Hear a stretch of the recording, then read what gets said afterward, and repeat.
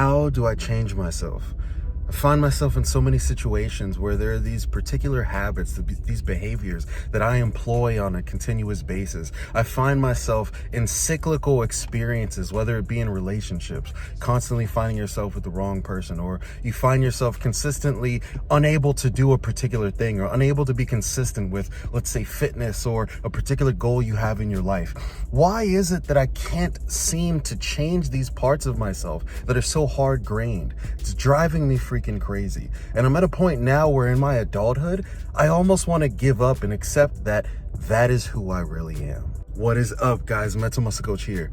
Does that little depiction sound familiar to you? Because I don't know about you, but at least in my own personal experiences, there have definitely been times where I found that to be, an adequate emotion, an adequate feeling, because there are parts of us that feel so hard-grained, parts of our conditioning, parts of our personality that ultimately feels like no matter what we do, no matter how hard we try, we find ourselves falling back into those old ways of being and acting that we ultimately don't want anymore, that we criticize, that we judge about ourselves, those parts of us that we say are the least of us. And so we want to change it, but we feel like we can't. What is the reason, and how is it that we can actually go about altering it? Well, one powerful perspective that I like to look at this from is actually from the very controversial perspective of whether or not we have free will. Now, what the hell does that have to do with our bad habits and the things that we can't change about ourselves, or at least that we think we can't change? Well, peep game, that's why we're doing this shit, bruh. So, do we or do we not have free will, and what are the implications of that in our lives? First off, what is free will? Ultimately, the way we tend to define this in our heads, at least, is a sensation that is associated with the act of decision making. When we feel like we are in the pivotal position of making a decision, the sensation of that, where we feel like we have choice, is what we identify as free will. Now, it's important for us to identify this as a sensation, because there's actually a research study where I need to go and get the little details about this because it's relevant. I'm sure there's a number of you guys that'll want to look deeper into it, but ultimately there was a research study where they took these participants and in front of them they put like a little box with two buttons. They were different colors. One was blue and one was red or something.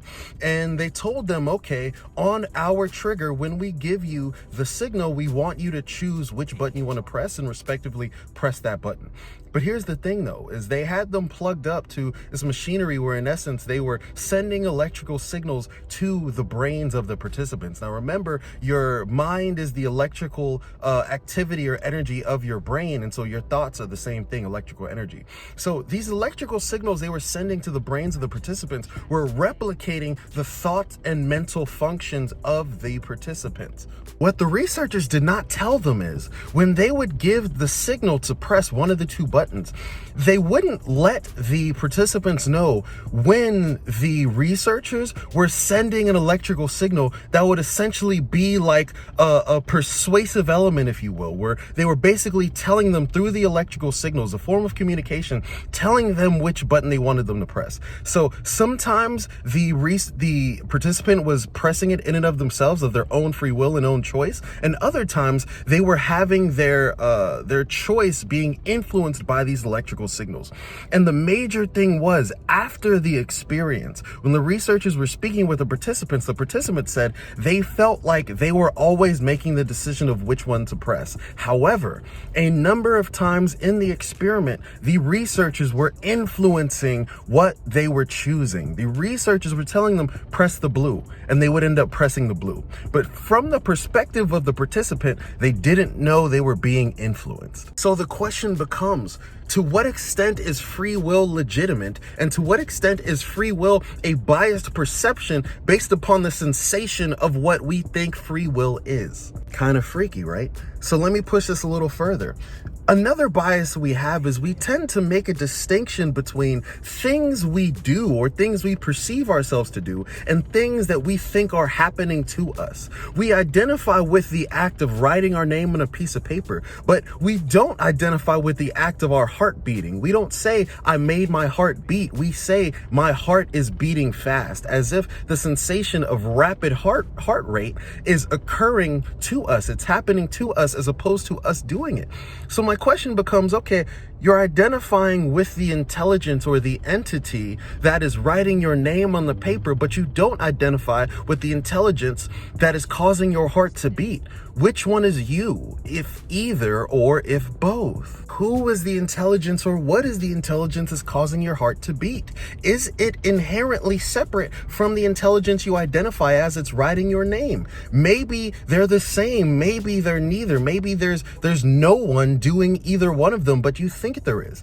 And so when we talk about free will, this is why it's such a huge conundrum. And so the answer to the question of do we have free will is ultimately yes and no.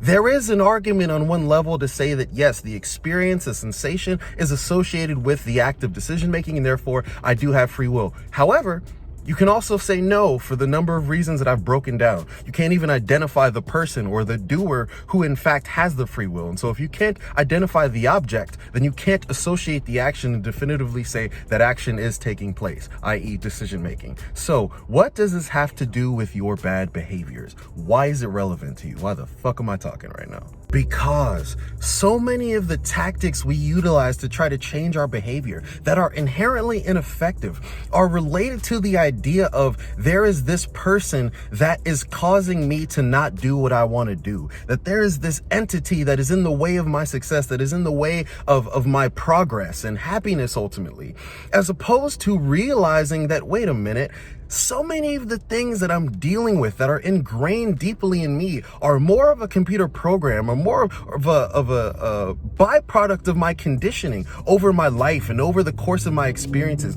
as opposed to this unworthy, unlovable, idiot son of a bitch that I identify as myself that's not getting it right, even though I keep trying to change these things. And it just seems like I keep falling back almost autonomously into my bad behavior. When you identify that what is going on within me, that even the things I feel like I'm consciously choosing are very, very inherently tied to my conditioning and my environment and my life experiences, that means I need to stop choosing self-criticism and self-loathing and self-punishment as means to change myself, as opposed to identifying that I am a complex system.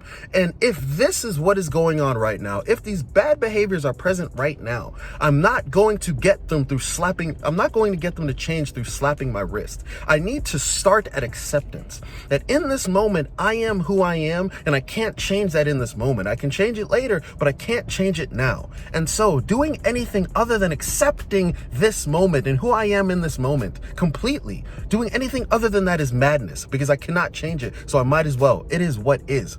And from the state of acceptance, I can learn to bring appreciation to myself as opposed to judgment and criticism. And in the state of appreciation, I can begin to over time bring love and bring gratitude to myself. And look at what happens when you treat a child with love and appreciation and gratitude. 99.9% of the time, they end up growing into an adaptable and beautiful human being. And so start there with you. That's what I'm trying to say. Start with acceptance. Start with the awareness that you are much more than an entity that is just choosing to do everything you do. You're being influenced by your conditioning. You're being influenced by what you've experienced. And so this isn't saying to not take accountability, but this is saying we need to take the more effective approach to becoming our best selves. If we want to transform our lives and we want to transform who we are, we must transform our strategy to get there. I love y'all. Mental Muscle Coach out. Peace.